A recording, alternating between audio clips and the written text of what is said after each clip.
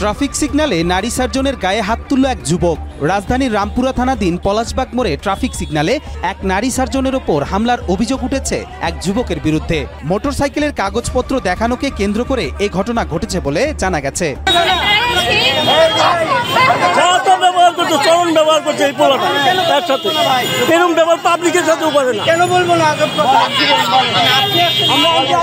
প্রত্যক্ষদর্শীদের মতে 10 তারিখ দুপুরে দুজন যুবক মোটরসাইকেল চালিয়ে পলাশবাগ মোড়ে আসেন। সিল্কোর সিল্ক অ্যান্ড শাইন, যাতে আছে আর্গান অয়েল ও ওট প্রোটিনের গুডনেস, যা আপনার চুলকে রাখে হেলদি অ্যান্ড শাইনিং। এ সময় ট্রাফিক পুলিশ তাকে কাগজ দেখানোর জন্য থামায়। এরপর হঠাৎ করে ওই যুবক তার হাত থেকে কাগজ ছিনিয়ে নেওয়ার চেষ্টা করলে সেই নারী সার্জন আহত হন।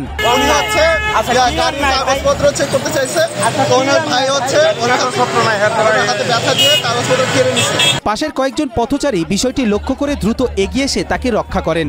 এরপর অভিযুক্ত যুবক দ্রুত ঘটনাস্থল থেকে পালানোর চেষ্টা করলে স্থানীয়রা তাদের আটক করে থানায় ফোন দেন। এ বিষয়ে জানতে সেই নারী পুলিশ সদস্যর সাথে যোগাযোগ করা হলে তিনি কথা বলার পরিস্থিতিতে ছিলেন না। পরবর্তীতে এই ঘটনা জানতে সেখানে কর্মরত আরেক সার্জনের সাথে কথা হয় আমাদের। তিনি জানালেন ঘটনার বিস্তারিত। একটা বাইক ছিল আর কি, ওই বাইকে দুজন যাত্রী ছিল। ওরা সম্ভবত মনে হয় ওই সার্জেন্ট মেবি গাড়ির কাগজ আর কি চেক করতেছিল।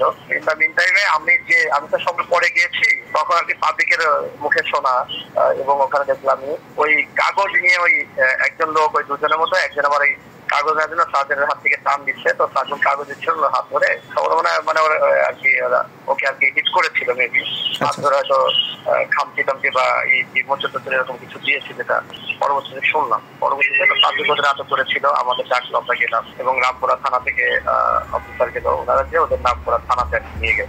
সংবাদ পেয়ে ঘটনাস্থলে উপস্থিত হয়ে দুজন যুবককে আটক করে নিয়ে যায় রামপুরা থানা পুলিশ। পুলিশ সূত্রে জানা গেছে এই বিষয়ে সেই নারী সার্জন বাদী হয়ে একটি মামলা দায়ের করবেন। আর এ ঘটনায় আটক দুজনকে হাজতখানায় রাখা হয়েছে বলে নিশ্চিত করেছেন রামপুরা থানার অফিসার ইনচার্জ আতাউর রহমান আকন্দ।